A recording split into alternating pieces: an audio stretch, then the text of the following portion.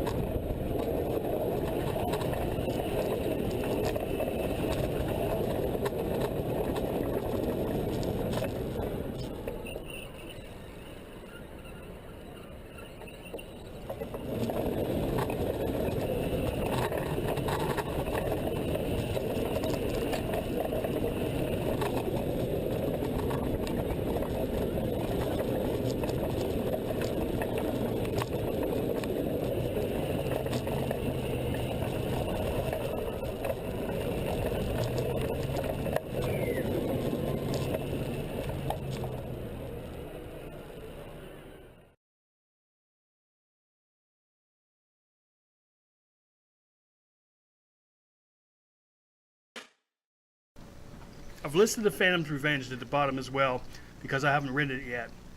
I did ride the Steel Phantom that was built prior to this. The Steel Phantom was built and opened in 1991. It was the fastest roller coaster and had the largest drop of any other roller coaster in the world. The ride was originally made by Aerodynamics, but after the 2000 season, D.H. Morgan Manufacturing was brought in to renovate the ride, most notably to remove the 4 inversions. Unlike most roller coasters, the ride's second drop through the Thunderbolt structure is longer than the first drop. The ride has been ranked the Golden Ticket Awards every year since 2000, being the top 10 every year from 2002 to 2011, then again in 2016. The stats are: it opened May of 1991 and was rebuilt in 2001. It cost $4.6 million to build. Manufacturer is D.H. Morgan, and the height is 160 feet, with the tallest drop being 228 feet. Track length is 3,200 feet, and it has a high speed of 85 miles an hour. And now let's ride it.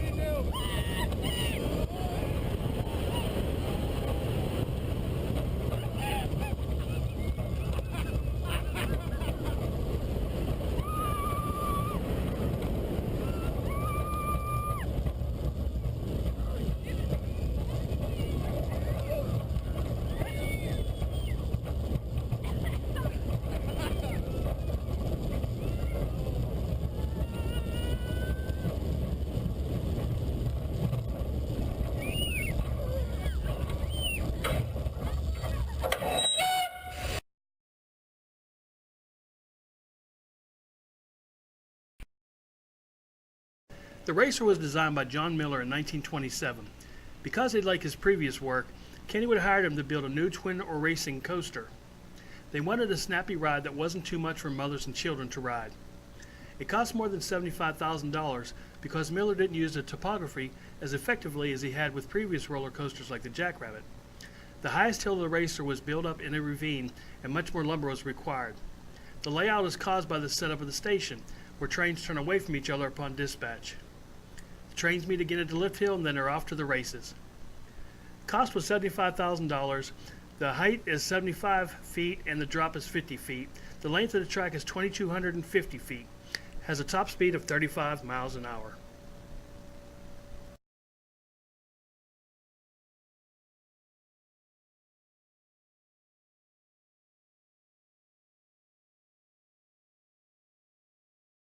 So let's ride it. In this car, we're starting off on the left side inside of the station.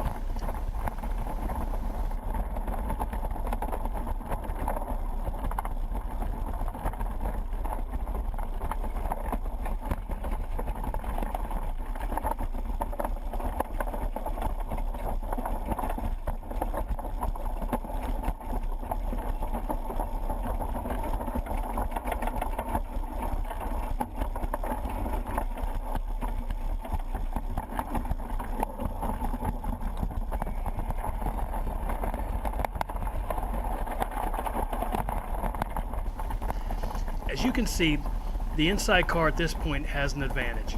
That will soon change.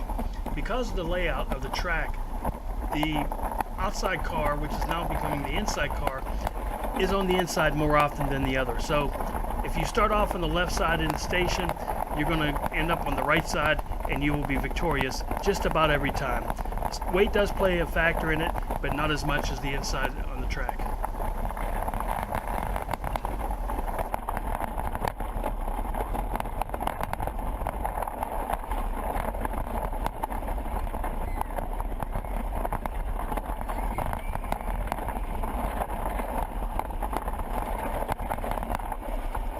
And we are victorious.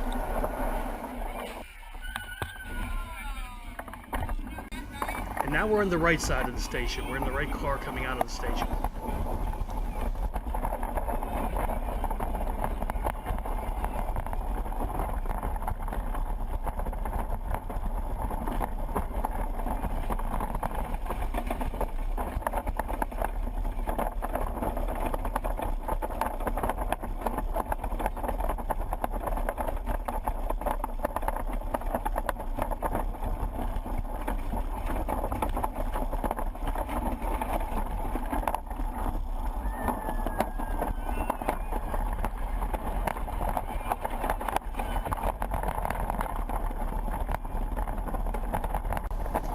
You can see now we have the inside edge and we are significantly in front of the other car, and you won't see the other car until toward the end of the race when it approaches us and takes us over, because again, having more inside curves than on the outside.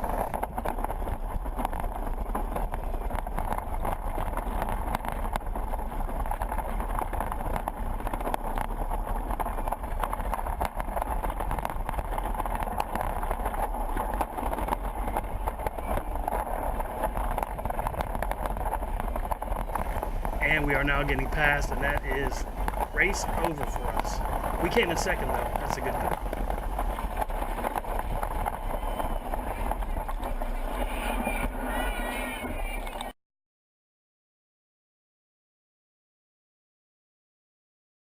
Next we have the Jackrabbit. Designed and built by John Miller in 1921, it is one of the oldest still running roller coasters in the world. The ride's 3 trains were manufactured by Ed Vedel in 1951 and contain 3 cars of 6 each. The aging cars are considered part of the ride's nostalgic experience, but also leads to some young children being disallowed to enter the ride, 36 inches being the minimum, due to the smaller lap bar to hold in the riders. A popular earlier feature of the ride was a tunnel which covered the turnaround second after the first drop, but this was removed in 1947 when the new cars were ordered. In 1991, the tunnel was restored at a slightly shorter length. The Jackrabbit was built shortly after Miller patented a new track design in 1921, which all wooden coasters built since have used. The design involved the use of wheels both under and over the track, which allowed Miller to create the enormous 70-foot drop that is the attraction's largest. It is most well known for its double dip following the lift hill. The double dip produces strong airtime that makes the rider feel like they'll be thrown from the seat, and a feeling that the train leaves the track. It does rise up slightly, but the opposite wheels keep it firmly on the rails. The stats are: opened in 1920, has a height of 40 feet with a maximum drop of 70 feet. The length of the track is 2,132 feet and a max speed of 45 miles an hour. So let's ride it.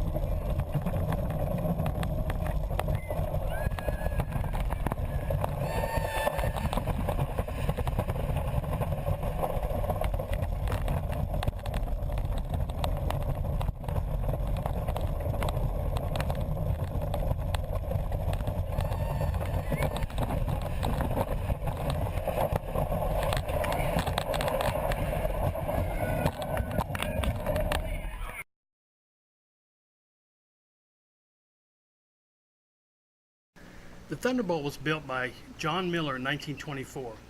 The ride's name was the Pippin until 1967 when it was changed to the Thunderbolt beginning with the 68 season, coinciding with the expansion of the track headed up by Andy Vettel. The all-wooden coaster follows the surrounding terrain with a track length of 2,887 feet. Its maximum height is 70 feet, but because of the track layout and natural ravines on which the ride is set, the maximum drop is 95 feet, reaching a maximum speed of 55 miles an hour. An interesting feature of the Thunderbolt is that after departing from the station, the train does not immediately go up the lift hill as on most other coasters. Instead, like the Jackrabbit, it immediately goes into the first drop and the lift hill is in the middle of the ride after the second drop.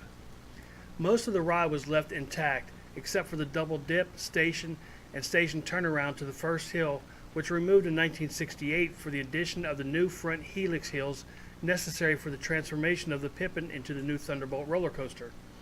The 4 drops down a ravine were incorporated by the Andy Vettel design. Thunderbolt Coaster. The Thunderbolt was rated the #1 roller coaster by the New York Times in 1974, and it is still the most popular ride at Kennywood. Thunderbolt still uses the 1958 Pippin trains manufactured by the National Amusement Device Company known as Century Flyers. Now let's ride the Thunderbolt.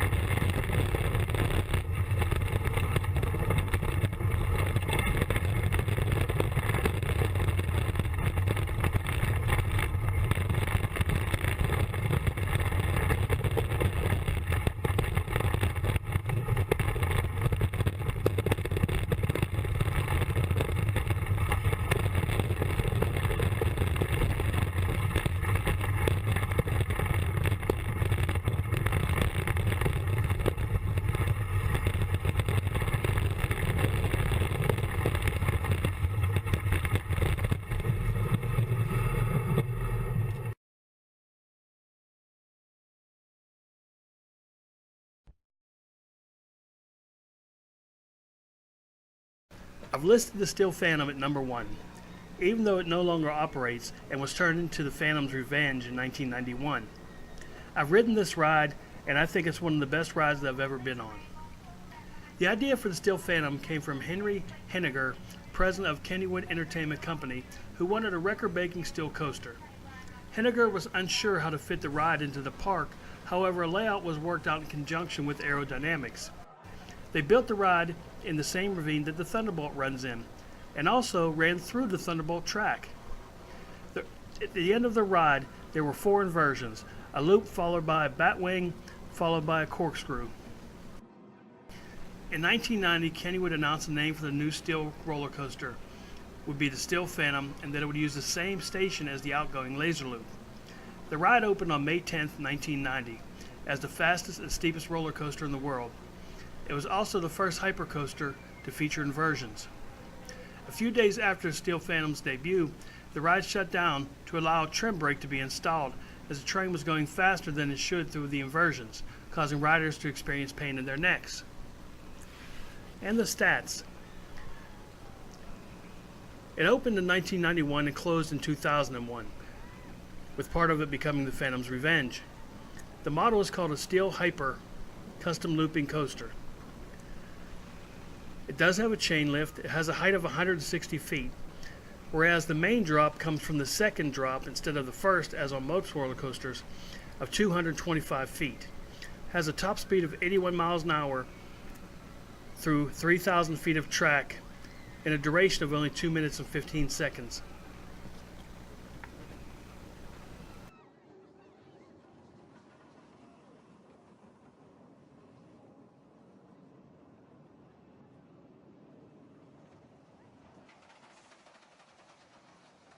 And now let's ride the Steel Phantom.